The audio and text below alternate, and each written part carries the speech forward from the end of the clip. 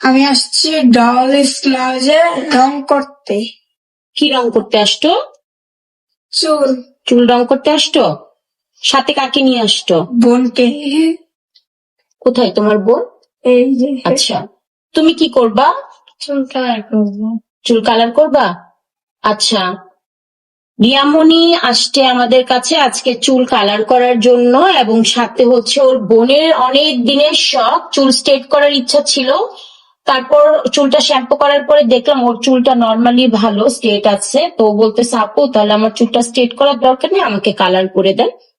তো আমরা রিয়ামণির সাথে রিয়ামণির বোনকেও চুল কালার করে দিচ্ছি। রিয়ামণির বোনও কিন্তু ফুল বিক্রি করে, ওরা কিন্তু একই কাজ করেন।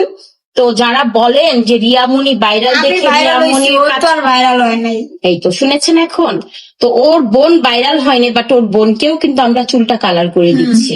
হ্যাঁ, আমাদের মানে মূল কারণ হচ্ছে বা এক একজনের যেন একটা মানুষের মনের শখ আমরা পূরণ করতে পারি। যারা যারা বাজে কমেন্ট করেন একটু চিন্তা করে কথা বলবেন। হ্যাঁ, তোমার সার্ভিস নিয়ে কেমন লাগছে? ভালো। তোমার কেমন লাগছে জান্নাত? অনেক ভালো। অনেক ভালো। ভাই গো ভাই, 2 দিন আগে যে ফুলালি রিয়ামণি রাস্তায় ঘুরে ঘুরে ফুল বিক্রি করত, সে এখন রেহানা রাখি আপুর হাত ধরে পার্লারে যেয়ে চুলে কালার করছে। ভাবা যায় একদিনের মধ্যে কতটা পরিবর্তন। একেই বলে ভাগ্য বদলাতে সময় লাগে না।